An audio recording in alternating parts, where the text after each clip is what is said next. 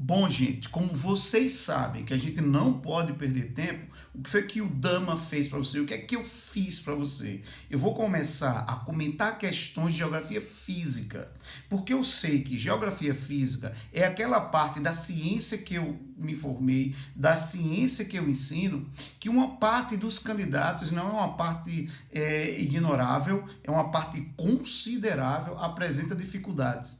Mas aí eu não quero que você apresente dificuldades. Por isso eu trouxe algumas questões especiais, né, que o SESMAC costuma cobrar, para que quando chegar o dia da prova, você chegue lá e crave o teu nome entre os aprovados, tá bom? Então vamos ver essa primeira questãozinha que eu separei. Acompanha comigo.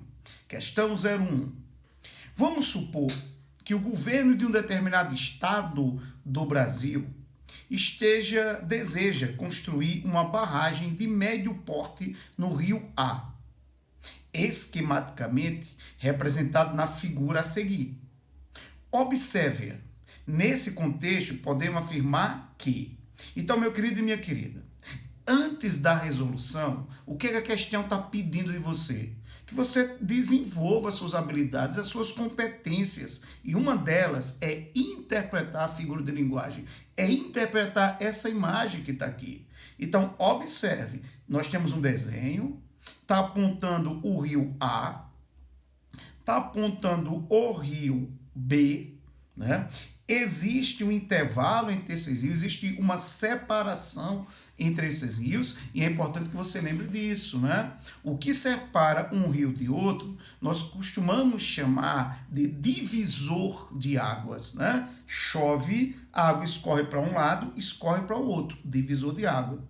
Também é chamado, aí sim, geograficamente, como o interflúvio, ou seja, é aquela faixa, é aquela parte, né, da terra, do continente, que está separando os dois flúvios, os dois rios, por isso interflúvios, beleza?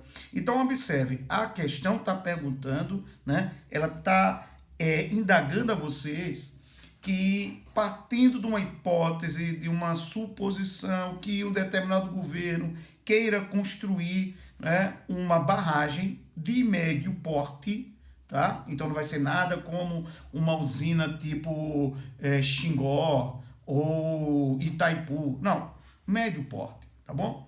E aí ele colocou o desenho e quer que você interprete, tá bom? Então é uma questão conteudista, é direto aqui, crava nisso. Eu chamo a atenção para que você olhe todos os elementos dessa figura, tá? Identificou o rio A, o rio B, o interflúvio ou curva de nível, aliás, divisor de águas, né? E observe, gente, que há um corte e duas setas, uma numa direção, outra em outra direção, tá?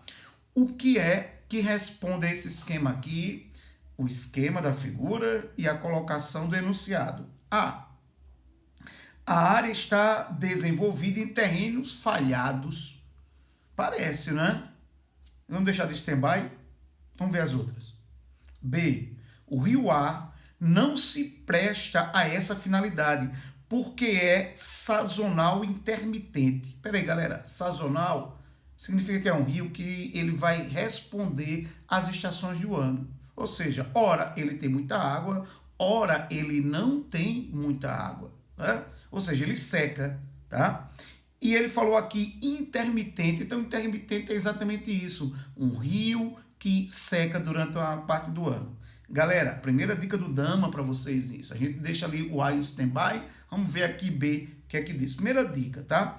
Num desenho, em cartografia, um rio, eu sei que ele é intermitente se ele for representado por um tracejado, tá? E não por uma linha contínua. Tanto A quanto B, veja, são linhas contínuas. Então, são rios permanentes, tá? São rios que têm água o ano inteiro, tá? Para ser intermitente, era necessário que fosse tracejadozinho, beleza? Então, ó, dispensa B. O que é que diz o C? A área representa um obstáculo à construção de barragens, porque existe dois rios. Não, tá? Então, a área não impede, Porque eu tenho o rio A de um lado, o rio B do outro, e eu tenho um divisor, como eu disse, um divisor de água, né? Eu tenho um interflúvio. Então eu posso fazer uma barragem de um lado, eu posso fazer uma barragem do outro. Então essa condição colocada na alternativa C está descartada. Não responde à situação mostrada na imagem, tá bom? Vamos ver o D, D de dama, D de Damasceno. Vem comigo. A escarpa à esquerda na ilustração representa um espaço geográfico de estrutura dobrada. Galera, escarpa é a borda, tá? Então, é a borda do planalto. Então, observe, né, que ele diz o seguinte, que essa borda, né, na ilustração que está à esquerda, é uma estrutura dobrada. Não, né? Se ela fosse uma estrutura dobrada, tem duas coisas que mostram aqui que ela não é dobrada. Primeiro, o sentido dessas setas. Veja, há um corte, né? E segundo, que essa borda, a escarpa, é o resultado de um processo erosivo. É o resultado de um processo de desgaste, né? Então aconteceu um processo aí de erosão, de desgaste, tá? Provocado por um fator, mas não tem dobras, né? Porque existem os dobramentos antigos, lá do pré-cambriano, e existem os dobramentos modernos, da era cenozoica, tá? Observe que é um desenho que mostra uma região aplainada, né? Plana, né? Aí tem um corte, tá? Esse corte é a escarpa, é sua borda, e não está representando que seja uma dobra. Observou que tem um corte, tá? Então, existem dois fatores agindo aí. Esse corte, sentido uma seta para norte, outra para o sul, uma subindo, uma descendo, e como está passando aí o rio, ela é resultado desse longo processo de desgaste, de erosão, que é a erosão fluvial, que foi provocando aí esse vale, tá bom? A alternativa E diz: a barragem não sofrerá assoreamento, porque se situa a montante do rio B. Não, peraí. Tá? O que é montante? Montante é a parte mais alta do rio. Tá? Montante vem de montanha, dica, hein? Tem a jusante, que é a parte mais baixa, onde as águas se juntam. Tá? E montante é lá na nascente, é lá em cima. Então, veja, eu tenho dois rios, A e B. Então, o A não pode ser montante de B, porque se fosse a montante de B, significa dizer que o rio A também é o rio B. E não é isso, são dois rios, tá bom? Então, queridos e queridas, a alternativa correta dessa primeira questão nossa é a alternativa A. É um falhamento, esse corte aí, onde tem duas setas em sentidos contrários. Uma subindo, uma outra descendo. Então, houve um falhamento, beleza? Bora para a segunda? Também geografia física. A segunda, eu trouxe um esquema para vocês de rochas. Observe, tem uma imagem, né? Tem uma espécie de um gráfico que coloca assim, rocha ígnea. Você já sabe o que é rocha ígnea. Ígnea vem do grego antigo, fogo, né? E qual é o tipo de rocha que é ígnea? É a magmática. E as rochas magmáticas são chamadas de rochas cristalinas, tá bom? Quero lembrar vocês que existem dois tipos de rochas ígneas, as rochas intrusivas e as rochas extrusivas. As rochas intrusivas, elas têm um esfriamento mais lento. Ela está acontecendo lá dentro do planeta, né? Lá no final da crosta. E o melhor exemplo de rocha cristalina intrusiva é o granito, tá bom? Então, ela é uma rocha intrusiva, que é lá dentro da Terra, nas grandes profundezas, e nós chamamos isso de plutônicas. Anota aí a minha dica. Rocha intrusiva, mesma coisa que plutônica. Qual é o tipo de rocha mais citado nas provas do SESMAC sobre rocha intrusiva? Granito, beleza? Bom, se eu disse que tinha dois tipos de rochas ígneas, então a outra é extrusiva. Extrusiva é porque sai de dentro da Terra, sai, né, pelo fenômeno do vulcanismo. Quando aquele material, né, avermelhado, altíssimas temperaturas sai, né, ele vai mudar o nome, porque dentro da Terra, você já sabe, é o magma, né? Mas quando sai, se transforma em lava, perde calor, perde gases, vai esfriar muito mais rápido, tá, gente? Então, assim, dica do Dama para você sobre rochas extrusivas, elas são chamadas de vulcânicas, tá?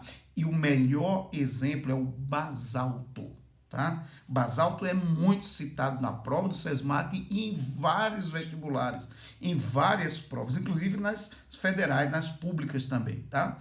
O basalto, ele teve um grande derramamento no Brasil, por exemplo, há mais de 100 milhões de anos, tá? Lá na era Mesozoica, por volta do período Jurássico, há mais de 100 milhões de anos.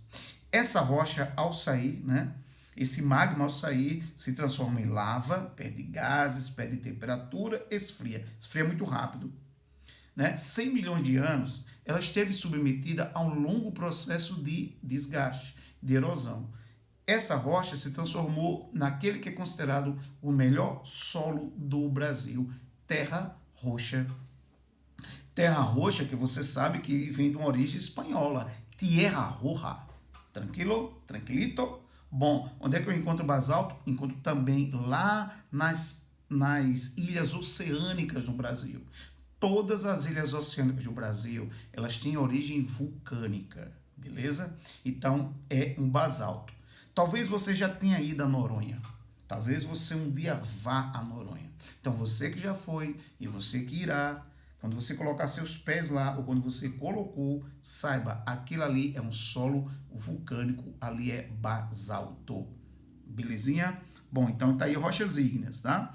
Existe um outro conjunto de rochas, que são as rochas sedimentares. Sedimentares significa o quê? Restos, tá? As rochas sedimentares, elas também são chamadas de estratificadas, tá?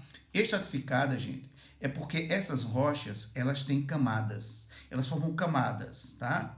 Então, quando você vê uma paisagem, geralmente assim, meio alaranjada, avermelhada, também com traços brancos, mas camadas, você já fica ligada. Essa é uma formação sedimentar, tá bom?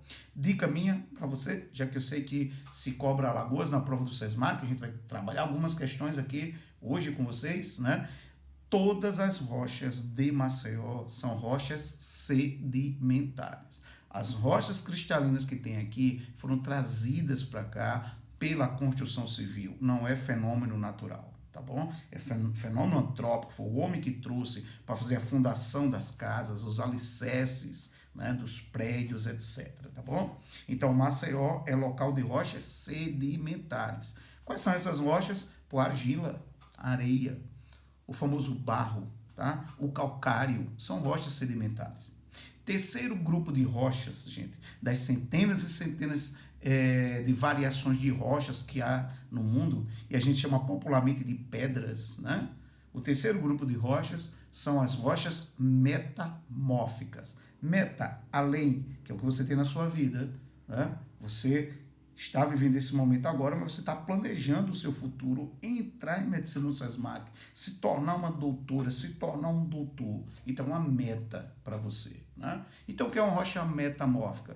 É uma rocha que ela pode ser cristalina, ela pode ser sedimentar, mas quando submetida a um intenso processo de pressão geológica ou altíssimas temperaturas que vêm do fenômeno do vulcanismo, essa rocha cristalina ou aquela rocha sedimentar, elas vão se transformar, vai mudar sua estrutura molecular para uma rocha do tipo metamórfica. Então, são 3 tipos de rochas que nós temos no mundo, tá bom? Botou aqui um esquema, separei um esqueminha para você. E aí pede, de novo, questão conteudista. Vá lá, crave, sem medo de ser feliz, tá bom? A figura representa em sua totalidade o quê? A evolução dos depósitos de ouro em ambientes fluviais. Bom, você viu aqui falar em ouro? O ouro está representado em uma dessas rochas aqui, tá? Mas não está mostrando o ouro, tá bom? E também não está mostrando esses ambientes fluviais. Que ambientes fluviais são esses? São os rios. E a gente tem apenas um esquema falando de transformação de rocha, tá? Então não tem rio, não está falando de ouro, está colocando apenas um esquema de rochas, tá? Vamos para o B. Ciclo das rochas. Pode ser, né? Ciclo da rocha. Até o desenho, né? Tá mostrando um esquema parecido aí, tá? Ele fala de erosão, fala de sedimentação, fala de soterramento e litificação, né? Ele fala de fusão, né? Metamorfismo. Quando ele falou de ouro, o ouro é um processo de metamorfismo, tá bom? Mas a areia é um processo de sedimentação. Compreende? Que ele não está falando de ouro especificamente, tá? O ouro é uma variedade, né? Tá? Bom, é B. A gente vai cravar, é B. Ele está falando do ciclo das rochas. Portanto, gente, da mesma forma que a água tem um ciclo e o carbono também tem um ciclo, as rochas também têm um ciclo, tá? As rochas mais antigas são as ígneas, as cristalinas, as magmáticas, tá? Como é o caso do granito. Mas não significa dizer que vai ser granito para todo sempre, tá? Porque existe um movimento de placas tectônicas, existe vulcanismo, existe pressões, tá? E esses fatores internos, aí tem os fatores externos, como o vento, a chuva, o gelo, o rio, tudo isso modifica as rochas, tá? Tudo isso as transforma. Então eu quero que você entenda que se no momento tem rocha cristalina, que são as primeiras que surgiram, elas vão sofrer erosões, elas vão sofrer desgastes, elas vão sofrer o intemperismo. Lembra o que é o intemperismo? Vamos lembrar com dama? Intemperismo, gente, é o conjunto de processos que atua no material rochoso, tá bom? Eu tenho o intemperismo físico, o intemperismo químico e o intemperismo biológico. Não esqueça também o seguinte, hein, galera? Lá no sertão predomina o intemperismo físico. Aqui em Maceió, litoral, local que chove muito, predomina o intemperismo químico. Beleza? Bom, então esses fatores externos transformaram a rocha cristalina em rocha sedimentar. Tá bom? E aí, como eu disse no início da questão, a rocha cristalina e a rocha sedimentar, quando submetida a muita pressão geológica ou elevadas temperaturas do fenômeno vulcânico, ela pode mudar sua estrutura molecular e virar uma rocha metamórfica, tá bom? Como eu quero que você acerte, seja feliz e se dê muito bem na prova do SESMAC, por isso eu trouxe essa questãozinha para você. Vai uma dica, não esqueça, tá? Se você sabe que o granito é o melhor exemplo de rocha cristalina, mas não é o único, tá? Tem o gabbro, né? Que é intrusiva. Das extrusivas, eu disse, tem o basalto, tá bom? Tem o diabásio. Das rochas sedimentares tem areia, tem argila, tem arenito, tem calcário, mais citado, tá? Agora, nas provas, as duas rochas metamórficas mais citadas são o gneiss, que é oriundo do granito, e o mármore, que é oriundo do calcário, tá bom? Eu ainda poderia dizer uma terceira, só para ficar bem tranquilo mesmo, tá? Quartzito. Quartzito é uma rocha metamórfica que vem do arenito. Beleza? Tranquilinho? Então, eu sei que é B. C diz processo de lixiviação das rochas. Não. O que é lixiviação? É um processo de transporte, de desgaste que vai ter verticalmente. Verticalmente. É a água, em lugares que chove muito, como a floresta amazônica, que vai transportar o material que está nos horizontes, né, superficiais da camada de solo para as camadas mais internas do solo. Tá bom? Então, isso é lixiviação. Ó, um transporte vertical, tá? A formação de ambientes de deposição sedimentar marinhos. Aí também no calor do mar, né? Ele está intrinsecamente, tá? Mas também não é o D de dama, lamentavelmente, nessa vez, tá bom? E a alternativa é o ciclo da fusão do petróleo. Não.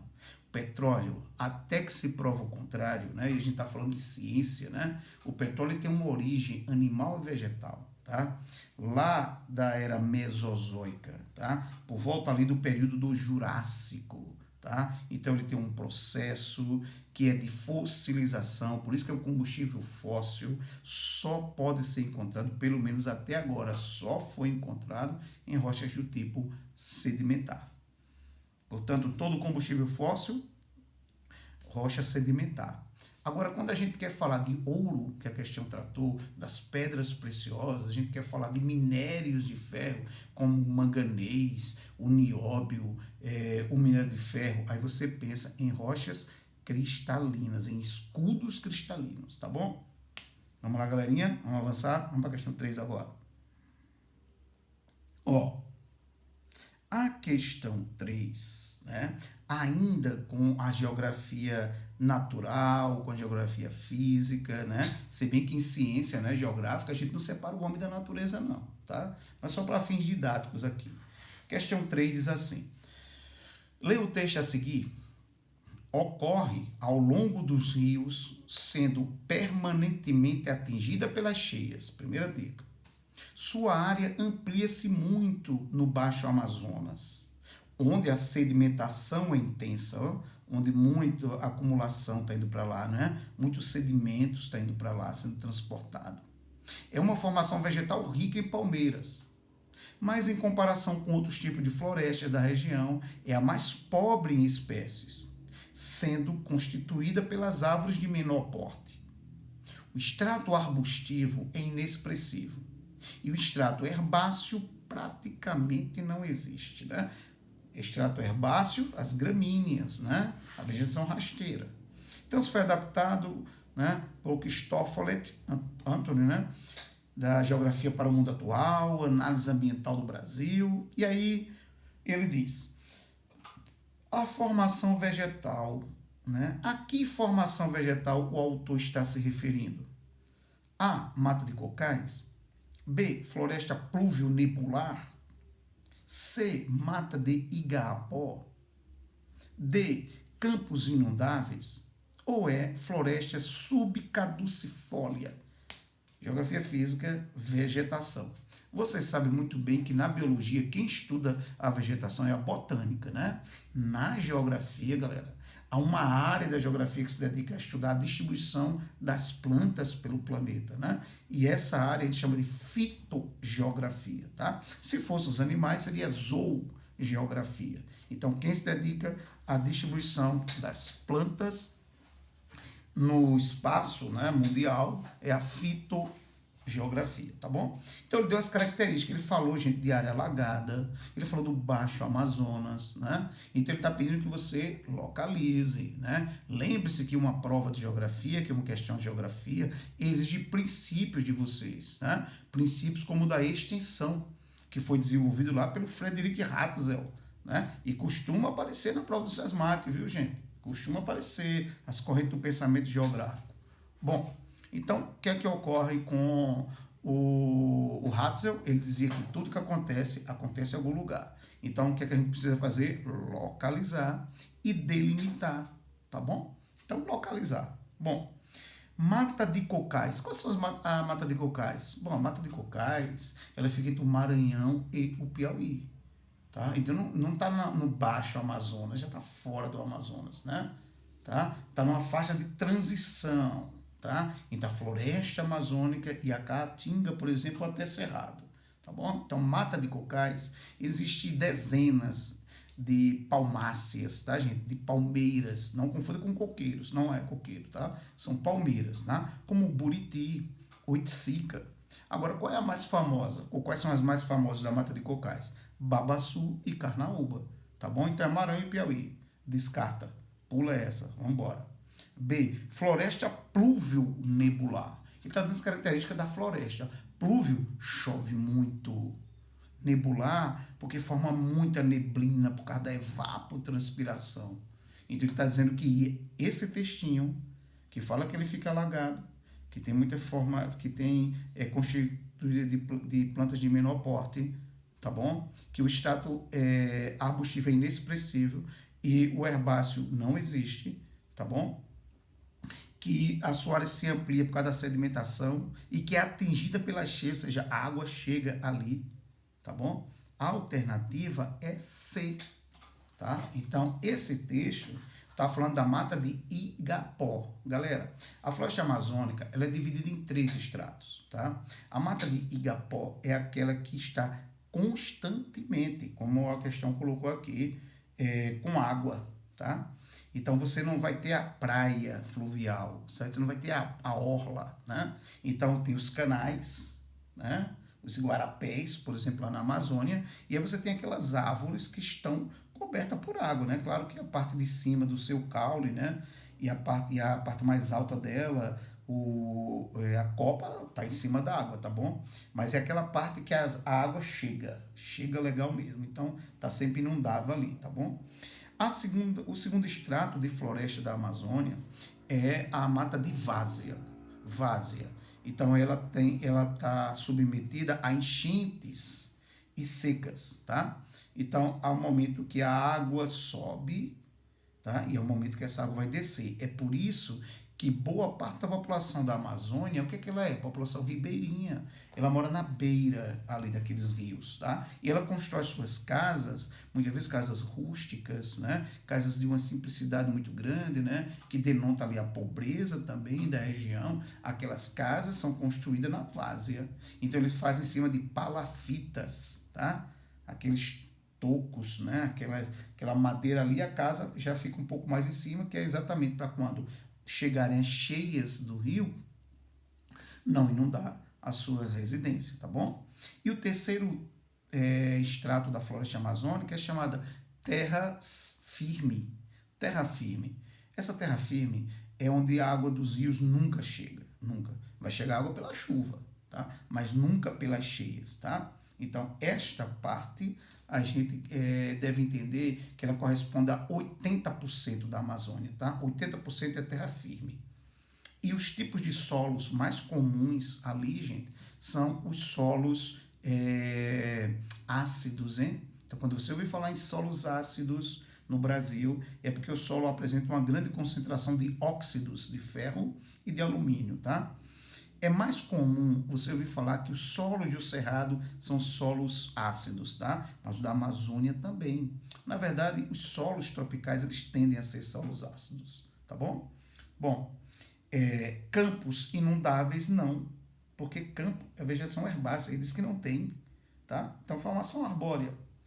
E floresta subcaducifólia, ou seja, perde as folhas numa determinada época do ano. Outro erro aí, né, para essa questão, gente, porque a floresta amazônica ou a Mata Atlântica, elas são chamadas de florestas sempre verdes, né? Porque praticamente não existem as estações de um ano, né? Tá? Praticamente é verão o tempo todo, né? A variação de temperatura ou amplitude térmica durante o ano todo na Amazônia varia de 1 a 3 graus, tá? Então não vai ter onda de frio como aqui, né? Tem um fenômeno que a gente trabalha em outra situação que é a friagem, mas não se enquadra nisso, tá? Então essa floresta, ela não é caducifoliada, ou seja, ela não perde folhas e ela também não é subcaducifoliada porque não perde uma época do ano. Toda a folha da floresta que cai vai ser substituída por uma outra. É por isso que as fotos da floresta amazônica, ela tá sempre verde, tá? As folhinhas verdes. Beber uma aguinha para a gente ir para a próxima questão. Porque com a gente é assim, sou mais Valder Cursos, questão de humanas, né? Uma parceria topada, deu muito certo e vai dar mais certo ainda, porque você sabe também que existe a plataforma Sou Mais Online. Nós estamos lá, dá uma conferida, beleza? Então, alternativa C nessa questão. Vamos para a quarta questão? Aí eu já deixo a geografia física e agora a gente vai começar a trabalhar outras temáticas, né? Depois eu volto para a geografia física também quando eu for dar Alagoas, por exemplo, tá? Mas agora a gente vai ver mais um pouquinho de questões humanas, econômicas. Vem comigo. Questão 4. A geografia econômica do Brasil vem empregando com frequência, sobretudo quando se refere ao espaço agrário, o termo agroecossistema. Sobre esse tema, é correto afirmar o que se segue. Vamos ver o que está certo, né? Vamos analisar com muita frieza, né? Ele está falando de agroecossistema. Isso é um tema importante. Você vai fazer SESMAC, né? Mas se você já fez o Enem, eu acredito que sim, tá? Você sabe que é o tema mais recorrente no Enem. O assunto mais cobrado em geografia é sobre sistemas agrícolas, tá? Então, fica atento. Vamos embora. Tá? Proposição 1. O agrossistema é uma unidade básica empregada para análise de sustentabilidade. O que é que vocês acham? Né? Ó, olha o termo agrosistema, né? Então, tá certo, gente, tá? Ele está correto, ele é uma unidade básica empregada para análise de sustentabilidade, ou seja, a gente não pode desenvolver um sistema agrícola que seja predatório, que provoque a erosão do solo, desgaste, né? O seu esgotamento, que provoque as vossorocas, por exemplo, tá bom? Então, que a gente não permita que haja uma proliferação muito grande de espécies, ou seja, vira pragas, e a extinção de outras. Então, busca um desenvolvimento, uma sustentabilidade. Agroecossistema, tá certinho, proposição 1. Vamos ver a 2. O agroecossistema inclui de maneira explícita o homem, tanto como produtor quanto consumidor. Certíssimo, gente. Né? A gente não pode isolar o homem. Há pouco eu comentava com vocês, né, que só para fins didáticos a gente diz geografia física, geografia humana, né? Mas na verdade o homem interage no meio, né? Então aí ele cria o seu espaço geográfico, isso é básico, né? Espaço geográfico. Então esse agroecossistema não pode ignorar o homem, né? Nem ele como produtor, nem tampouco consumidor. Então, ó, a proposição 2 aí, crave sem medo, tá certinho também. Vamos ver o 3. Os sistemas agroecológicos promovem a agrobiodiversidade e se relacionam com ela dentro de um processo de relações e interações entre os aspectos, né? Quais aspectos socioculturais, manejo ecológico, de recursos naturais e manejo integrado de ecossistemas, né? Então veja que é uma coisa macro, né? Que é uma coisa mais ampla, é uma preocupação, né? De você garantir esses recursos para as futuras gerações também. Né? Então isso se integra naquela lógica do desenvolvimento sustentável, né? E não, por exemplo, a agricultura itinerante, que toca fogo na floresta, que desmata, que planta, mas que depois é obrigado a abandonar aquela área e ir para uma outra, porque o solo já está esgotado, porque teve a lixiviação, porque a chuva levou todos os nutrientes, tá? Então, essa é uma outra ideia, né? Agroecossistemas. Então, 1, 2 e 3, beleza? Vamos ver o que é que diz o 4, né? O 4 diz: no estudo dos agroecossistemas, realizado sob a ótica geográfica, deve-se levar em consideração apenas as condições edáficas da área que servem de sustentáculos às atividades agrícolas. Aí, de repente, tu pegou a questão, a prova, e fica lá, poxa, dama, e agora o que é edáfico? O que é edáfica, né? Simples, solo, tá? Então, ele foi unicamente cravou numa coisa que são os solos. Então ele está dizendo que no estudo dos agroecossistemas realizado sob a ótica geográfica deve-se levar em consideração apenas as condições de solo? Não. Você tem que analisar o relevo, você tem que analisar a vegetação, você tem que analisar a questão climática, tá? Então não pode ser só a questão do solo, né? Lembre, o solo é um elemento importante, tá? Mas não o único nessa lógica, tá bom? Existe dentro do equilíbrio ecológico, né? Tá bom? Então, ó, 4, errado, hein? Esquece o 4. Vamos para 5. 5 diz: o processo evoluído na definição de indicadores de sustentabilidade de agroecossistemas requer ações que objetivam definir e caracterizar a área de estudo e identificar os fatores críticos locais. 5, correto também. Então a gente vai ficar com a alternativa D, D de dama, D de Damasceno, tá? Então, gente, eu trouxe essa questão para vocês porque eu queria abordar o máximo de informações dos elementos que caracterizam o sistema de agroecossistemas, as suas especificidades. Então, eu elenquei na proposição 1, 2, 3 e 5 as características desse sistema agrícola, tá bom? Lembrando que é um dos mais presentes, né? O tema produção agrícola, sistemas agrícolas, é um dos mais presentes nos vestibulares, tá bom? Vamos para a próxima questão. Vamos agora para a questão número 5, beleza?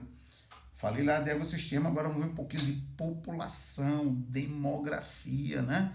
População é importantíssima. Ó, questão 5. Analise o quadro do crescimento populacional abaixo, né, daqui, e as alternativas correspondentes. Aí nós temos crescimento da população humana mundial. Há 500 anos, a população era estimada, né, em 450 milhões de pessoas. No início do século XIX, essa população chegava a 1 bilhão de pessoas. Aí a gente vai para a década de 1970, década que eu nasci, eu sou de 70, portanto eu sou uns 50 anos de Damasceno no mundo, 50 anos de Brasil, tricampeão de futebol, geração, aquela seleção de Gerson, Pelé, Jairzinho, Félix, Carlos Alberto, Rivelino. Galera, vou revelar um segredo para você, hein? Rivelino ia ser o meu nome, tá? Ia ser o meu nome. Eu descobri isso quando eu tinha 12 anos. Minha mãe me falou que ia colocar o nome de Rivelino. E eu fiquei revoltado porque ela não colocou o nome de Rivelino. Eu ia gostar de ser chamado de Riva, tá? Então, meu nome ia ser Rivelino porque eu nasci em 70 e o Brasil foi tricampeão mundial de futebol. Melhor seleção de todos os tempos, melhor Copa de todos os tempos, tá? Bom, vamos voltar aqui para a questão. Fim do século XX, em 70, a população na casa de 4 bilhões de pessoas e no final do século XX, 6 bilhões. Atualizando para você, né, gente? Atualizando para vocês, hoje a população do planeta está na casa de 7,4 bilhões de pessoas, tá bom? Bom, vamos lá. O que é que as alternativas nos trazem aqui? As proposições. Diz assim: em aproximadamente 170 anos, o primeiro bilhão de habitantes, né, foi quadruplicado. E tá certo, né? 170 anos. Eu pego o início do século XIX e pego a década de 1970, saiu de 1 bilhão para 4 bilhões, tá? Então, ó, número 1, proporção está correta. Vamos ver o 2. O 2 nos diz: no final do século passado, a população aumentou em 1 bilhão de habitantes a cada 15 anos. É verdade também. Se eu tenho um espaço aí de 30 anos, né? Se eu tenho um espaço de 30 anos, essa população saiu lá de 4 bilhões para 6 bilhões. Foi 30 anos, então aumentou 1 bilhão a cada 15 anos. Certinho, tá? Vamos ver a proporção 3, o que ela nos diz. Embora a população mundial esteja crescendo muito, ela tende a se estabilizar. É verdade, viu, galera? Então, cuidado para não cair nas teorias de conspiração, né? Principalmente você que é uma garota inteligente, você que é um garoto inteligente, você que é um homem inteligente, uma mulher inteligente, tem que buscar informação onde se deve, né? Na história verdadeira, na antropologia. Você vai buscar a verdade na química, na física, na biologia, tá? Na geografia. E não nesses youtubers aí que são especialistas em nada, né, em coisíssima nenhuma, e ao invés de explicar, só confunde. Então, galera, claro que tem youtubers maravilhosos, né? Por exemplo, tem o Pirula, doutor em biologia, fantástico, né? Tem o Atala Yamarino, maravilhoso, tá? Mas lembre-se, esses caras são professores universitários, são gente com artigos publicados em revistas internacionais, né, respeitadas, né? Mas, infelizmente, os canais que têm mais audiência, os canais que têm mais like, que têm mais seguidores, acabam propagando um monte de fake news, né? Um monte de mentira, um monte de teoria conspiratória, tá bom? E uma delas é que diz que a população do mundo está crescendo demais. Não. Tá? A população do mundo ela cresce, mas ela cresce num ritmo bem lento e há lugares que essa população nem cresce mais, ela diminui. Tá? E não precisa nem ser país desenvolvido. Por exemplo, a Rússia é um país emergente, a população tem diminuído. Mesma coisa a Bulgária. Tá? E mesmo o Brasil, o crescimento dos últimos anos, o crescimento do Brasil é um crescimento lento.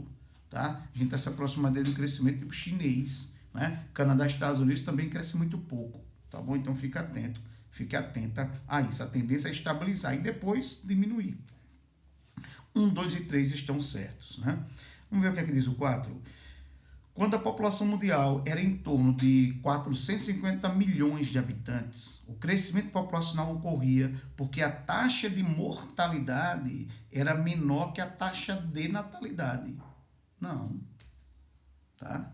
Então, nessa época aí, os coeficientes estavam muito próximos, tá, gente? Nascia muita gente, é verdade, mas também morria muita gente, tá?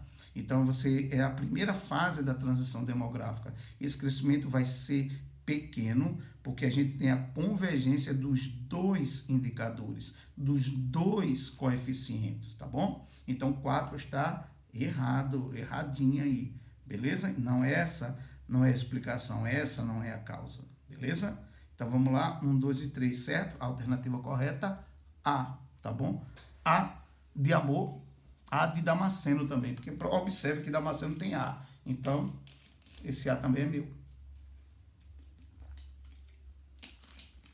Avançando, vamos ver quantas questões nós trabalharemos, né? Vamos ver, eu procurei trazer as questões as mais diversas possíveis para vocês, tá bom?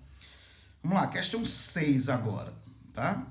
Aí, agora eu vou falar sobre relações internacionais, eu vou falar sobre comércio internacional, uma questão que envolve globalização, tá bom?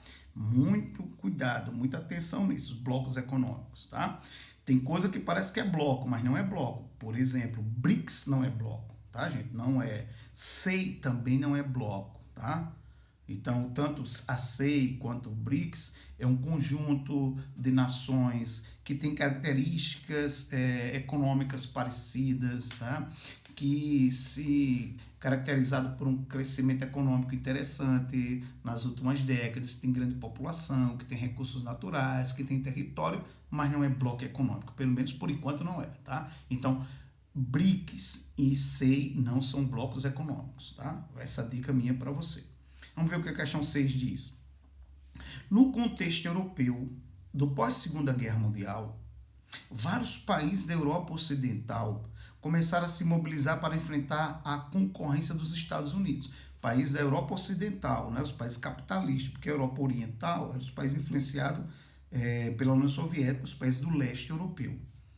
Essas parcerias assumiram diversos graus de integração e atingiram os países de todas as regiões do mundo, surgindo então os blocos econômicos. Qual foi o primeiro bloco econômico?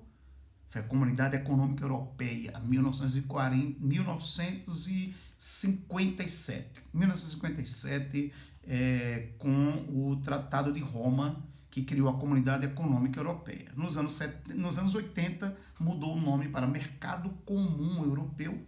E depois que o Muro de Berlim caiu, a União Soviética deixou de existir, aí mudou o nome pelo um outro tratado, o Tratado de Maastricht, que criou o que a gente chama de União Europeia. Portanto, o que é hoje a União Europeia se constituiu o mais antigo bloco econômico que se tem, tá bom?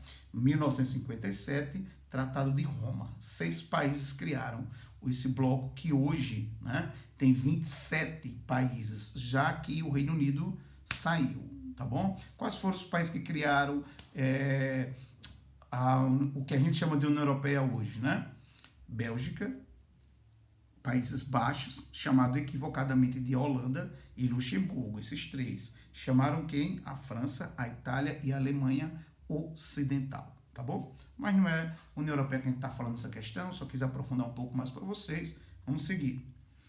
Com referência a esse tema, blocos econômicos, assinale a alternativa que apresenta as características corretas do Mercosul. Tem dicas para vocês nessa questão, tá? Vamos lá. Vamos ver o que está certo, o que está errado aqui. A alternativa A diz: esse bloco surgiu em 1992 com um acordo de integração ampla, sendo devidamente ratificado em 2001 em Assunção. Errado. Errado porque esse bloco não surgiu em 92, surgiu em 91. Primeiro erro aí, tá bom? Um acordo de integração ampla, devidamente ratificado em 2001. Não, tá? Foram acontecendo outros encontros, outros tratados para falar sobre o critério de democracia, tá? A confirmação dele, tentar resolver as controvérsias que há, tá bom? Mas o que criou esse bloco foi o Tratado de Assunção, Assunção que é capital do Paraguai, tá? Em 1991. Tá? Mas até chegar aí teve alguns acontecimentos, tá? Então dispensa A, vamos ver B.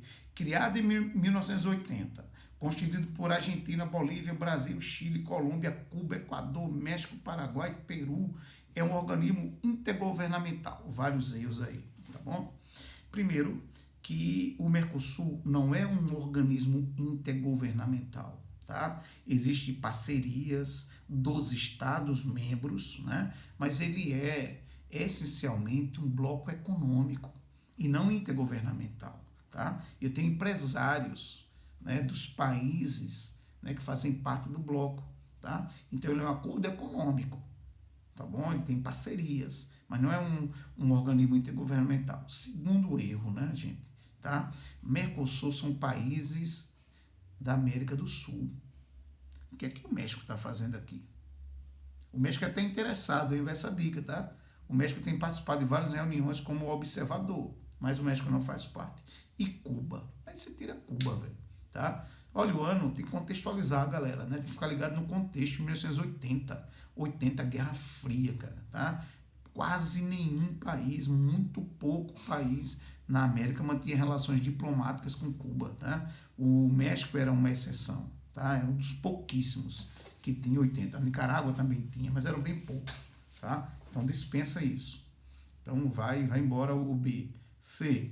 O bloco inclui 4 países: Bolívia, Colômbia, Peru e Brasil, né? Não, velho, tá? Peru, Colômbia e Bolívia são observadores, são membros associados, mas não são membros efetivos. Eles têm acordos especiais. A Bolívia demonstra interesse de participar de maneira efetiva, tá? Mas ainda não foi efetivada. D de dama, vamos ver se está certo o D, de repente tá, hein?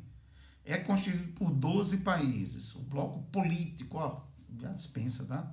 Conta com participação da Comunidade Andina das Nações, a CAN. Não, a CAN é outro bloco, que envolve os países da Cordilheira dos Andes, tá bom?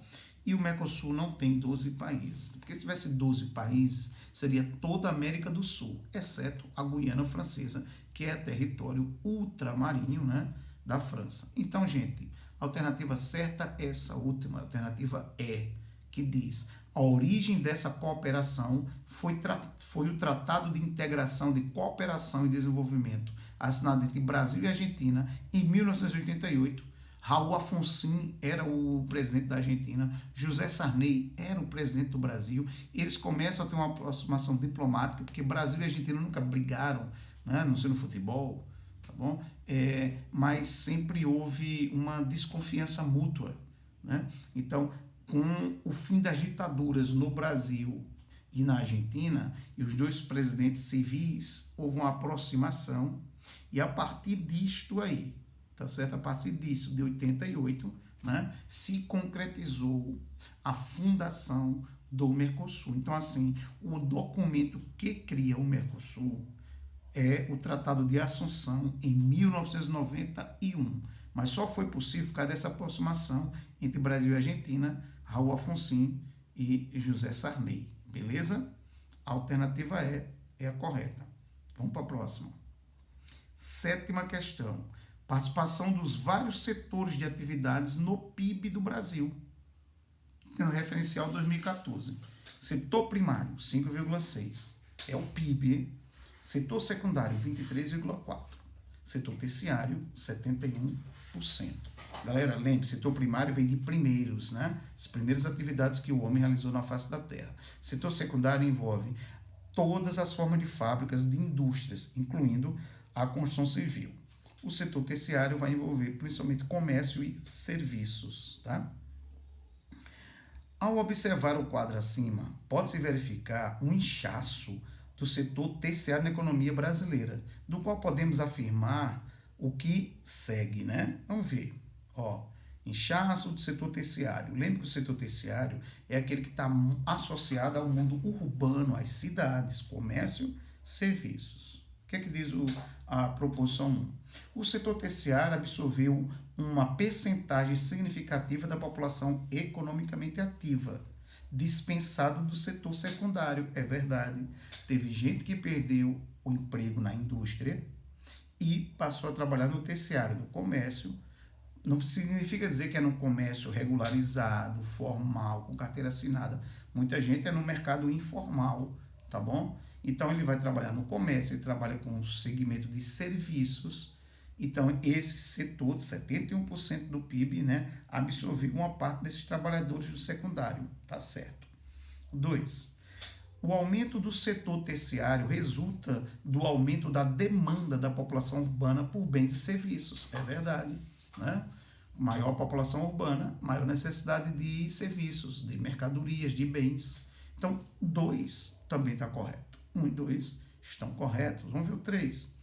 O aumento do setor terciário resultou do farto desemprego estrutural causado pela abertura da economia nacional ao capital estrangeiro. Outro fato verdadeiro, né? A economia do Brasil ela foi aberta ao mercado estrangeiro, gente, né? No início dos anos 90, com a chegada de Collor ao governo, tá?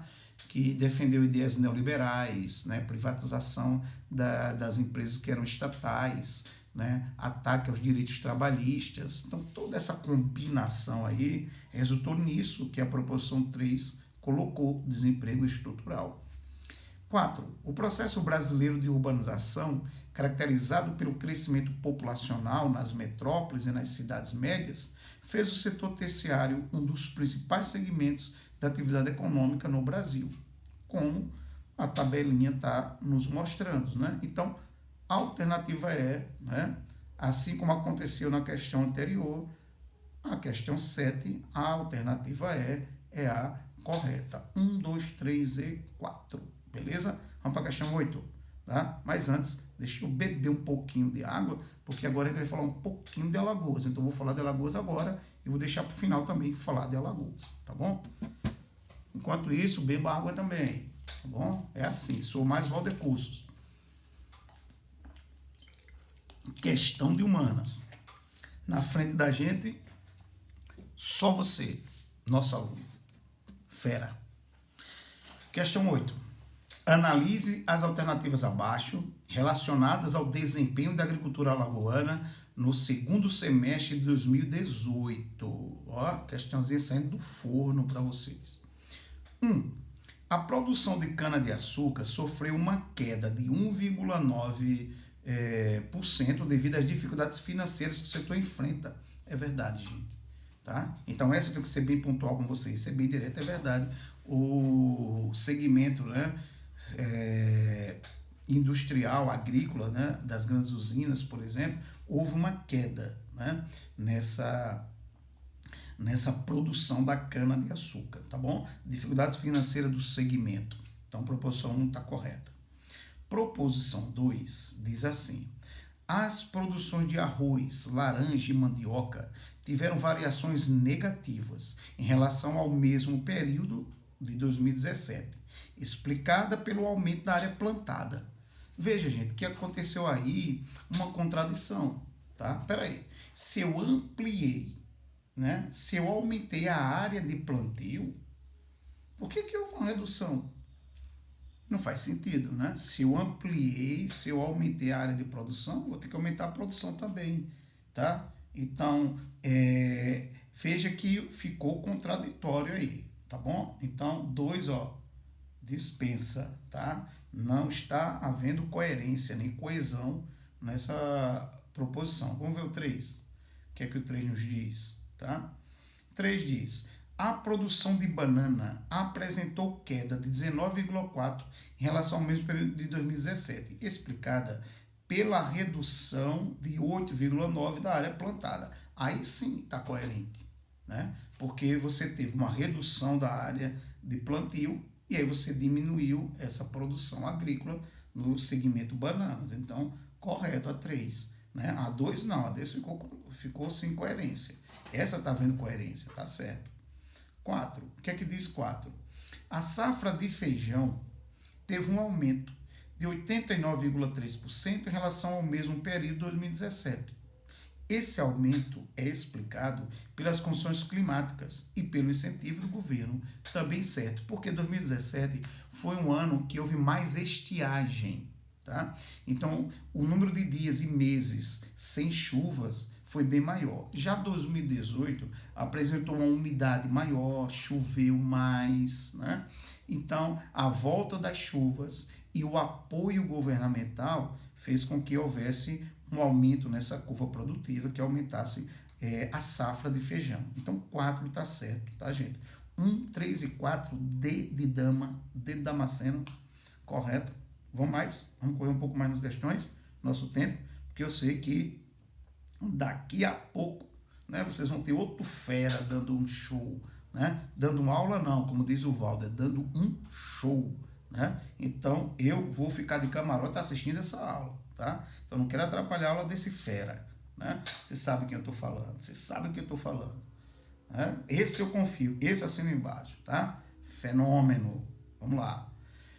Questão 9, tá, gente? Ser objetivo também nessa com vocês. Ó, aí eu vou falar agora de impactos ambientais, né? Veja que a gente está viajando em vários temas. Veja que a prova do SESMAC é uma prova rica, tá? Ela requer um conhecimento de você mais aprofundado. Questão 9. A poluição afeta a todos, ricos e pobres, com o efeito estufa e o buraco na camada de ozônio. Mas a poluição cotidiana afeta mais duramente os trabalhadores, que intoxicados e ensurdecidos nos seus locais de trabalho, sob o efeito da poluição térmica nas elevadas temperaturas dos alto-fornos, perdem a cada semana parte de sua capacidade pulmonar, por causa dos gases químicos, do pó da sílica e do asbesto. Então, isso, Carlos Mink, né, que foi ministro no Brasil, tá? Sobre o tema abordado acima, né, é correto dizer que o asbesto é um tipo de pó, oriundo da trituração do granito e do gneiss, muito empregado na construção civil, mas provoca as moléstias asbestose, que consiste numa fibrose hepática com repercussões nos pulmões daqueles que o aspiram, tá? Então, gente, veja, essa questão ela é interessante, né? Já que a gente vai para o curso de medicina, eles chamam no pré-med, né? Ele envolveu isso, tá? Tem um erro aí, tá bom?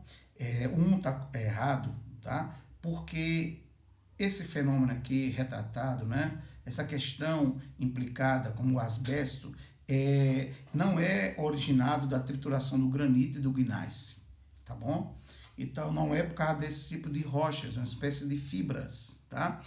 Por exemplo, ele está se relacionando aqui ao amianto, tá? Uma substância aí cancerígena, que esteve presente muito tempo nas caixas d'água, por exemplo, né? De certas marcas, né? Que abastecia o país inteiro. Tá? Desde 2017, o Supremo Tribunal Federal, o STF, proibiu o uso, tá?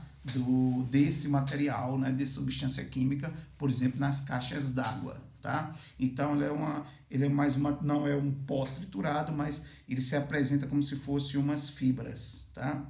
Umas cordinhas. Então, dispensa o 1 está errado. Vamos ver o 2. 2 diz, muitos trabalhadores do setor secundário, ou seja, da indústria,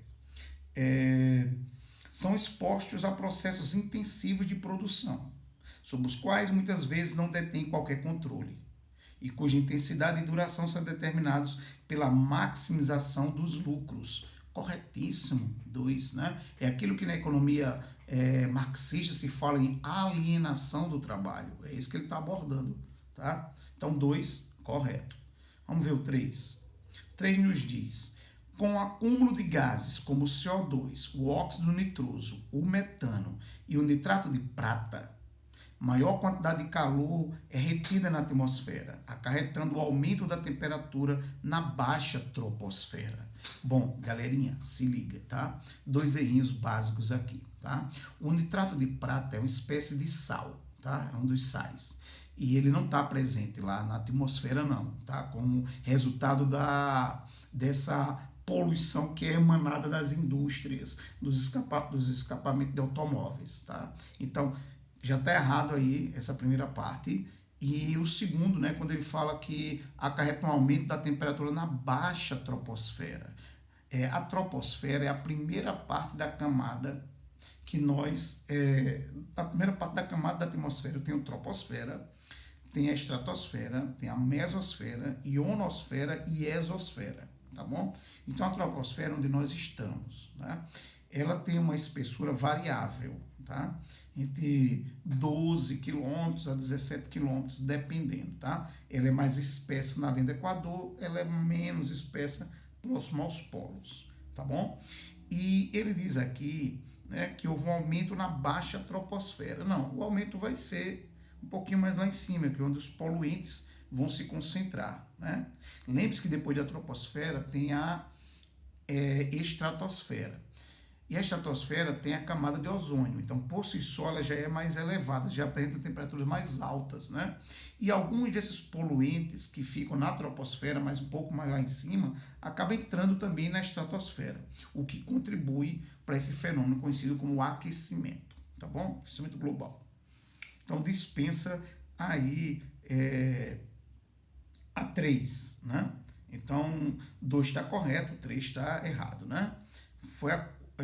Aí 4 nos diz: os efeitos principais da radiação ultravioleta em face da redução ou destruição do O3, ou seja, do ozônio, né? A questão está falando do ozônio estratosférico, ou seja, o ozônio só é encontrado na estratosfera, recai sobre a saúde dos seres humanos, a vida marinha e a vegetação, posto que o ozônio atua como filtro para essa radiação. Certíssimo, né, gente?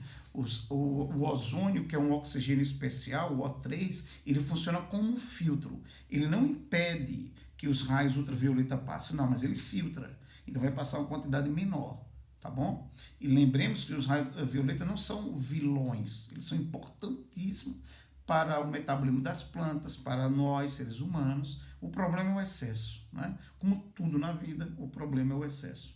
Então 4 está correto. Tá bom? Vamos ver o que diz o 5. Numa região intensamente industrializada, a poluição atmosférica aumenta exponencialmente, atingindo a saúde humana, quando sistemas atmosféricos convectivos se instalam sobre ambientes urbanos. Então, galera, na região industrial, a poluição não fica restrita à área urbana, não, ela vai para os arredores também. Por exemplo, um fenômeno conhecido como chuvas ácidas, né? Elas têm origem principalmente nos centros urbanos, onde eu tenho muita queima de combustíveis fósseis, onde eu tenho as indústrias, né? Esses poluentes sobem, se mistura com o vapor de água, se transforma em ácidos, né? Mas não vai atuar só na cidade, né?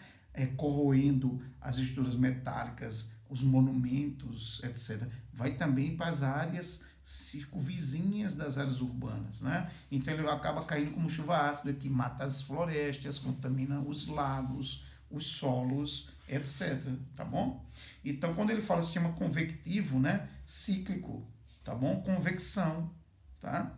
Então ele está dizendo que está ficando aqui, convecção, como a chuva convectiva. E na verdade ele vai se espalhar não só pela área urbana, mas pelas as áreas adjacentes. Então dispensa 5, alternativa correta B, tá bom? 2 e 4 estão corretas. Vamos para a questão 10. Observa a figura a seguir, na qual estão representados alguns elementos importantes da dinâmica da atmosfera terrestre, indicados pelos números 1, 2, 3 e 4. Tá? Então observe bem, galerinha, tá? O número 1, onde é que ele está? Olha o sentido dessa seta, se ligue, né? Novamente aquela situação de competências, de habilidade para analisar a questão. Olhe o número 2, o que ele está mostrando? O 3 e o 4. Então ele quer que agora você indique, tá? O número 1, 2, 3 e 4, você assinale a alternativa que contém as denominações correspondentes a cada um desses números, respectivamente, tá bom? Então, o que é que nós temos aí? Observe o número 1. O número 1, de onde é que essa seta está vindo? Está vindo do oeste, de uma zona de alta pressão, que é os trópicos. No caso aqui, é o trópico de Capricórnio, hemisfério sul. Tá bom? Então, o número 1 está mostrando uma seta que está vindo de oeste, porque sai de uma zona de alta pressão, que são os trópicos. Neste caso, trópico de Capricórnio. Então, correto, 1, ele está falando dos ventos de oeste, tá bom? Aí, observe o 2. Olha o sentido do 2. Para onde é que a seta está indo? Também está saindo de uma zona de alta pressão, está indo ali para a linha do Equador, tá? Então, o sentido que ele está indo aí é de sudeste, tá, gente? Então, existem 2 tipos de ventos, tá? são os ventos alísios. Então, assim, na verdade, corrigindo, existem dois tipos de ventos alísios, tá? Os alísios de sudeste, e minha dica para você é o vento que sai do Trópico de Capricórnio e vai para a linha do Equador, sudeste. E existem os ventos alísios de nordeste, que sai do Trópico de Câncer, no hemisfério norte, e vai para a linha do Equador. É o 3, né? Então, 3, observe, ó, alísios de nordeste, hemisfério norte, alísios de sudeste, hemisfério sul, tá? E observe o 4, tá? O 4, né, o que ele está dizendo? Ele está mostrando para a gente que agora eu tenho a célula de Hadley, tá? Então, a célula de Hadley, gente, tá? Explicar para vocês, é o mecanismo que se tem, como ele está mostrando aí, da circulação atmosférica, da dinâmica da atmosférica, tá?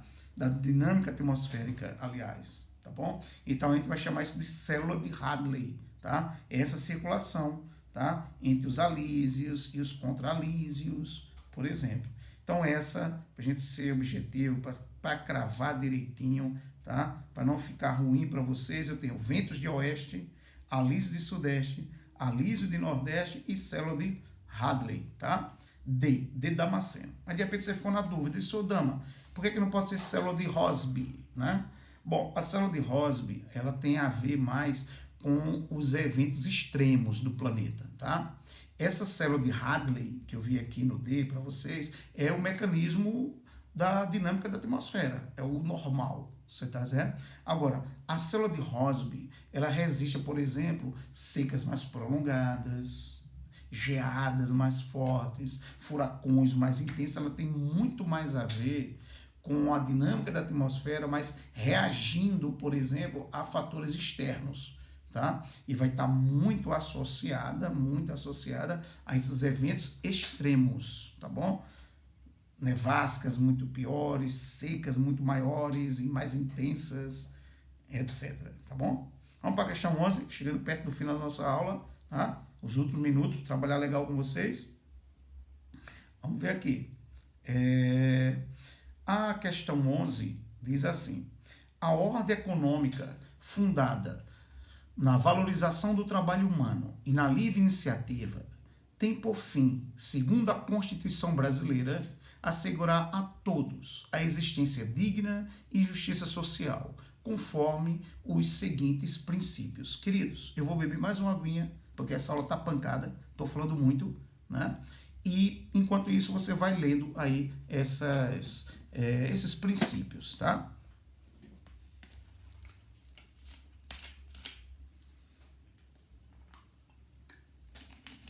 Bom,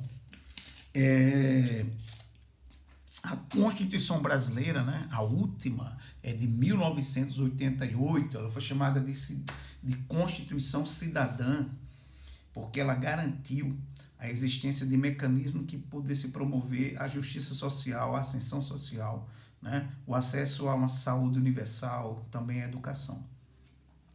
Bom, o que é que diz a Constituição do Brasil, que é um país capitalista? Busca do pleno emprego. Então, esse é um objetivo, tá? Independente de bandeira partidária, gente, fato é fato, tá bom?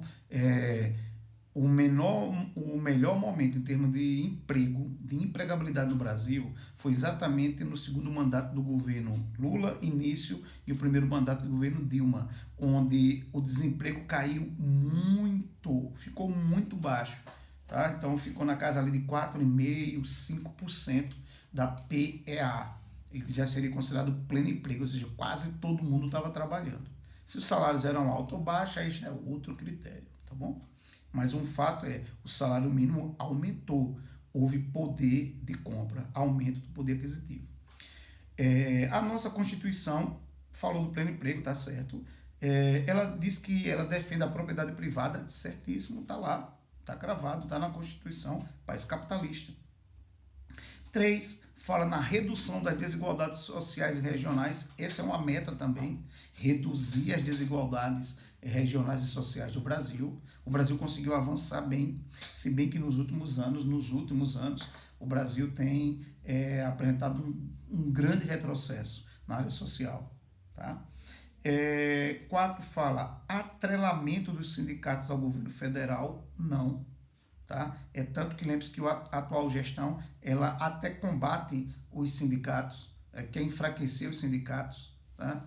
Porque os sindicatos uma válvula, é um mecanismo, né, de defesa da classe trabalhadora. Então tá errado o 4 aí. E 5, vamos ver, quem tentou atrelar isso foi o Estado Novo, né? Quem tentou atrelar isso foi Vargas, né? 5, propriedade estatal dos meios de produção. Não, aí seria de um país de ideologia socialista, né? Tá bom? Então a gente ficou aí nessa questão 11 com a alternativa C, 1, 2 e 3, corretamente, tá bom? Vamos avançar mais. 12.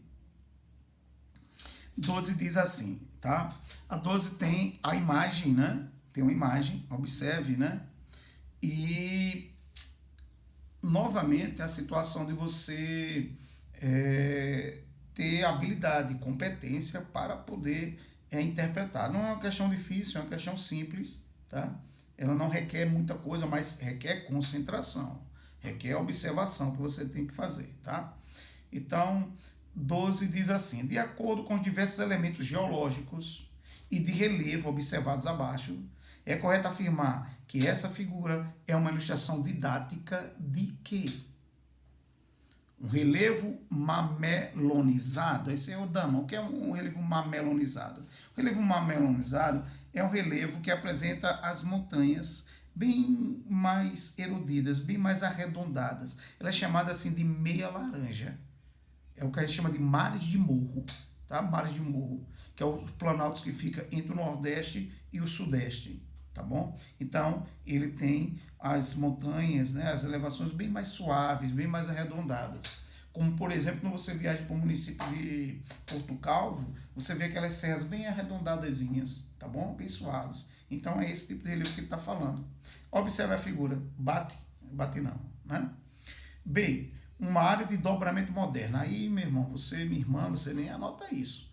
Senão um geógrafo vai pular da ponta da rodoviária, né? O Brasil não tem dobramento moderno. O Brasil tem dobramentos antigos. O dobramento moderno é dessa era, da era Cenozoica. Os dobramentos antigos que tem no Brasil é lá do pré-cambriano, da era primitiva. Beleza? Então, A e B dispensa. C, um domo cristalino. O que seria um domo? Um domo seria uma elevação. Um domo. Tá bom? Pensa, tem a redoma. Tem aquela série lá, baseada no livro de Stephen King, né, Sob a Redoma. Agora imagine um domo cristalino, ou seja, um domo, uma elevação, tá? Isolada, formada por rocha como granito. Não é isso que você está vendo. D, uma área de exploração de turfa. Não, turfa é carvão. Você não está vendo exploração de carvão aí nessa imagem, tá bom? Ficou uma área rebaixada com várias camadas ali. Então você tem uma bacia sedimentar. Beleza? Vamos avançando. Já estamos aqui com 1 hora e 12 minutos, quase 1 hora e 13. Então eu tenho 1 hora e meia para trabalhar com vocês. Os últimos minutos. Vamos agora para a questão 13. O que é que diz a questão 13? Né? Vai falar de agronegócio, tá? Economia. Saímos da geografia física, vamos de novo para a econômica. A criação de bovinos desempenha um papel relevante no agronegócio brasileiro, ou seja, vincula-se à cadeia produtiva da agropecuária e representa um elemento na pauta de exportação do país. Sobre esses assuntos, é correto afirmar que, galera, se liga, hein? Maior rebanho de gado bovino do mundo, onde é que está? Índia. Maior rebanho comercial de bovinos do mundo, Brasil. O Brasil tem o segundo maior rebanho, mas tem o primeiro comercial. Alguns dos homens mais ricos do mundo são gente que trabalha com a pecuária. É só lembrar daquele escândalo lá do governo Temer, Joesley Batista, né? Wesley Batista, essa galera aí do JBS, né? Vamos ver aqui. Proporção 1 diz: o agronegócio corresponde ao conjunto de atividades ligadas à agropecuária, que inclui também fornecedores de equipamentos e serviços à zona rural e a industrialização de seus produtos, né? Certíssimos produtos que são industrializados, né? todos os derivados da carne bovina, por exemplo. Então, correto, tá bom? Vamos ver o que é que diz o 2. A ocupação do território nacional foi em grande parte consequência da expansão da área utilizada por diferentes atividades agropecuárias, como, por exemplo, a pecuária bovina no Nordeste brasileiro, onde começou. Né? O Rio São Francisco, galera, é chamado de Rio dos Currais, porque foi aí que começou a introduzir a pecuária. Porque a pecuária veio, né? Os portugueses trouxeram os bois e vacas, né, para a zona da mata. Só que a zona da mata tinha cana-de-açúcar. E aí começou a ter um problema, tá? Porque o gado ele acabava entrando na lavoura lá da cana-de-açúcar. Então foi necessário levar o gado para o interior. É por isso que você viaja para o interior, e você vai lá para o sertão, por exemplo, a principal atividade do sertão é a pecuária. É a figura do boiadeiro, por exemplo, do vaqueiro, tá bom? Então, o Rio dos Currais, porque iam entrando no Rio São Francisco e ocupando as suas margens e fazendo os currais para criar o gado, tá bom? Então, tá correta 2. 3. O que é que 3 nos diz? 3 diz, a cadeia de carne bovina destaca-se no contexto da economia rural brasileira, ocupando vasta área do território nacional e respondendo pela geração de emprego e renda de milhões de trabalhadores brasileiros. Verdade, o agronegócio gera muito emprego, se bem que a agricultura gera muito mais. Existe até uma crítica na economia quanto à pecuária bovina, que é assim, onde entra o boi, sai o homem. Tá? A agricultura necessita de muito mais pessoas do que a pecuária. Às vezes, lá um boiadeiro ele consegue controlar um número grande, né, de reses, de cabeças de boi. Agora, a agricultura não, precisa de vários trabalhadores para cortar a terra, para semear a terra, para cuidar da terra, para colher, entende? Então, 1, 2 e 3, corretos. Vamos ver o que é que diz 4. 4 diz, as atividades de gerenciamento na pecuária de corte se relacionam diretamente com os processos de planejamento, organização, direção, mas não há necessidade do controle das atividades de manejo reprodutivo, e sim dos aspectos nutricional e sanitário do rebanho. Então ele está dizendo que essa atividade se preocupa com as questões sanitárias, nutricional, mas não com o manejo reprodutivo, ou seja, como se não existisse uma preocupação com o aspecto da reprodução. Muito pelo contrário, gente. Tem gente que ganha muito dinheiro com a reprodução do gado. Tá? Para você ter ideia, movimenta tanto dinheiro que tem fazendeiro que ele quer melhorar o rebanho dele, mas ele não tem dinheiro para comprar aquele touro reprodutor. Sabe que ele compra? O sêmen. Aí vai chamar uma equipe especializada, veterinários, etc., para poder fazer inseminação artificial nas suas vacas. Então os caras vão para aqueles grandes eventos, né? Feiras de agropecuária e tal, né? Feiras, os grandes pecuaristas, e é negociado, por exemplo, o sêmen, tá? De certos touros. Então ele está negligenciando aqui. Então está errado a 4. O que é que diz a 5? As grandes transformações socioeconômicas, políticas, culturais e tecnológicas decorrentes da globalização aumentaram a complexidade da atividade agropecuária, mas, paradoxalmente, não interferiram na decisão desse setor. Contraditório, não está batendo, está errado, né? Porque ele diz que as grandes transformações socioeconômicas, política, cultural e tecnológica, decorrente da globalização, aumentaram a complexidade da atividade agropecuária. Até aí está tudo ok. Mas, paradoxalmente, não interferiram nas decisões de setor? Claro que interferiram. Claro que interferiram. Existem barreiras sanitárias, né? Quando houve aqueles escândalos lá dizendo que a carne do Brasil era de papel, de papelão, né? Os compradores procuraram ficar atentos se era verdade aquilo. Tá? Então, os clientes russos, japoneses, europeus, né, de vários lugares, eles acompanham os relatos, eles mandam seus funcionários ver como é que está essa produção. Existem exigências, existem graus, né, metas que os produtores têm que atingir. Então, está errado a 5. A alternativa certa é a C, 1, 2 e 3, tá bom?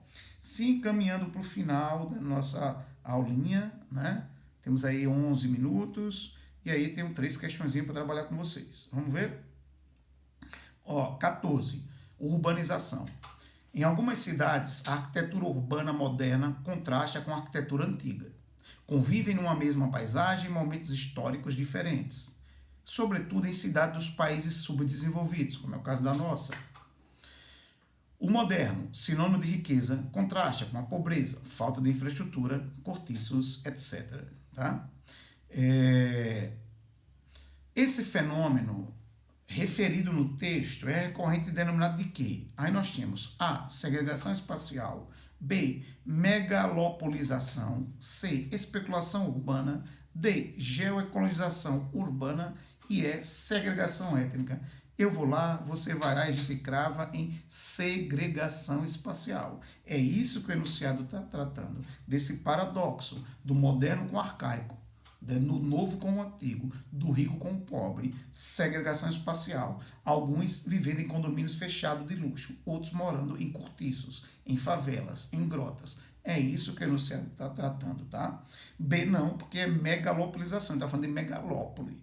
Megalópole você sabe que é uma área, tá? Uma área metropolitana que vai envolver no mínimo 2 metrópoles. E a primeira megalópole do mundo foi nos Estados Unidos, lá tem 3. A nossa aqui é o eixo que vai de Rio a São Paulo. Beleza? Então, não é especulação imobiliária, também não é isso que ele está tratando. Né? Veja que ele falou aqui da existência das duas situações. Geoecologização urbana, ou seja, seria uma urbanização muito mais preocupada com a qualidade do ar, combater a poluição visual, sonora, né? E não é isso também, está falando do contraste, principalmente num país subdesenvolvido. Né? E segregação étnica seria segregação racial. Você dizia, ó, esse bairro é para branco, aquele é para asiático, aquele é para negro, etc. E tal. Então, não existe isso, tá bom? Bom, vamos lá para as últimas questões. Alagoas, fechar com Alagoas, porque Alagoas cai no SESMAC. Sou mais Valder Curso sabe disso. Questão humana sabe disso, e por isso eu peguei as duas últimas questões do nosso tempo de aula para trabalhar Alagoas. Vem comigo. 15ª questão.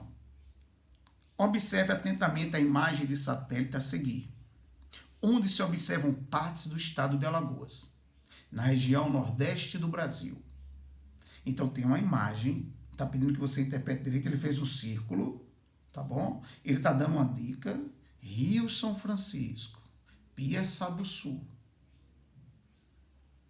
O principal rio que atravessa a área indicada pelo círculo escuro, colaborou diretamente para a formação da seguinte feição do relevo. Colaborou com o quê? Esse principal rio colaborou com o quê? A, com as dunas barcanas.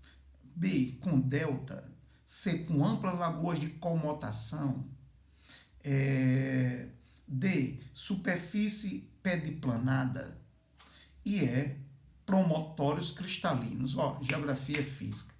Meu irmão, isso, minha irmã, isso quebra tanta gente, mas não vai quebrar você, tá bom? Porque eu estou aqui para lhe ajudar. Dunas barcanas, que é isso? As dunas barcanas são aquelas dunas que ela tem um formato de meia-lua, tá? E ela é resultado do vento que sopra sempre no mesmo sentido, tá bom?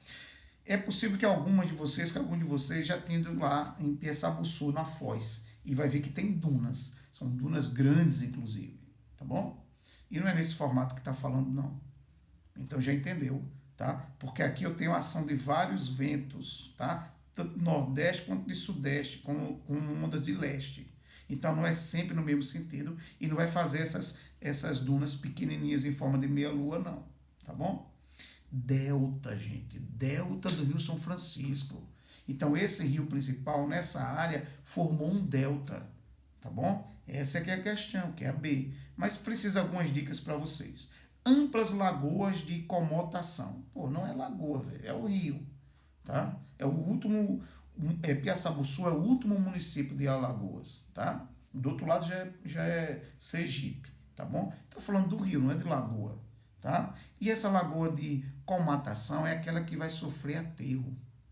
Está compreendendo? Ela vai sofrer uma série de sedimentação, de bancos de areia, vai sofrer, então, um aterramento.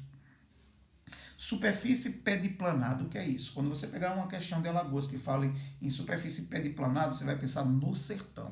Tá? É aquela região que vem há milhares e milhares e milhões de anos sofrendo um processo de erosão, desgaste, onde os morros testemunhos, aquelas serras do sertão, tendem a ir se rebaixando e ficando relativamente plana. Por isso que ele fala de superfície pediplanada, pediplano, tá? Pediplano, processo de aplanamento do relevo, tá bom? E promontórios cristalinos é você pensar o seguinte, pense nos mirantes que tem aqui em Maceió, tá? Então, o promontório é uma parte mais elevada, tá? É como se fosse uma falésia, tá bom? Só que a falésia você sabe que é aquela barreira que fica de frente ao mar e está sofrendo erosão embaixo, erosão pelo rio, tá? Formação barreiras ou tabuleiros litorâneos, tá bom? Então, ser cristalina é que a rocha que forma ali, é uma rocha tipo granito. E não é isso que está falando ali, né? Está falando do delta, beleza? B. Vamos para a última questão da nossa aula de hoje, nos últimos 5 minutos de aula, tá? Premede, sou mais Valde Cursos, questão de humanas, junto com você. Na nossa frente, só você, aluno fera. 16ª questão. A área delimitada com a tonalidade escura no mapa corresponde ao quê? Gente, corresponde às mesorregiões de Alagoas. Só que ele destacou uma, tá bom? Então vamos lá. A está dizendo que é a mesorregião do Agreste Alagoano. B, ao Sertão Alagoano. C, a microrregião de Arapiraca. D, a mesorregião do São Francisco. E é a microrregião serrana, né, do Sertão Alagoano. Espera aí. Está no meio do estado alagoano, está no meio do estado. Então você já dispensa o que falar de sertão aí. Você já não vai marcar B, velho. Porque o B é o que está à tua esquerda, tá? Então B é a esquerda, tá? Então já dispensa. Seria onde estava Santana de Ipanema, por exemplo. C, a microrregião de Arapiraca. Você poderia pensar em Arapiraca. Arapiraca foi no meio do estado de Alagoas, é verdade. Mas observe que esse preto pegou toda a metade de Alagoas. E Arapiraca é o meio, o meio. Então Arapiraca não pega lá em cima não, em Pernambuco. Nem pega aqui embaixo, já para o Rio São Francisco. Então também não vai ser C, tá? A mesorregião do São Francisco. Não existe essa mesorregião do São Francisco, tá? Existe a mesorregião do leste alagoano, que é onde nós estamos, em Maceió, por exemplo, essa outra parte grande. A mesorregião do sertão alagoano, onde está Santana de Ipanema, e essa do meio, tá bom? Que é exatamente o Agreste Alagoano, alternativa A, tá bom? Queridos, queridas, nosso compromisso é com o teu sucesso, é com o teu objetivo sendo alcançado, a tua felicidade. É como diz o Kid, nós lidamos com sonhos, né? E os seus sonhos são importantíssimos, tá? Chegamos ao fim da minha aula, eu espero que tenha sido produtiva, eu espero que as dicas sirvam para você e vão servir, tá? Vai fazer a diferença, porque são coisas que você só vê nesse nosso espaço, nas nossas aulas, seja ela pela plataforma online, seja ela pela a distância mesmo que a pandemia nos impôs, né? Ou seja presencial, tá bom? Então, é uma felicidade muito grande, uma honra da nossa equipe estar junto com esse grupo que é muito forte. Então, sou mais Valder Cursos, né? Valder, o monstro da química, Tarragô, o monstro da física, Job, o monstro da biologia, né? Então, junto com esses 3 grandes nomes, temos nós, o Questão de Humanas, que está na cidade já há um tempo, que tem um histórico, que tem um trabalho, né? Que trabalha com respeito a você, com compromisso com você, né? E que nos sentimos muito honrados e felizes pela confiança que vocês depositam na gente.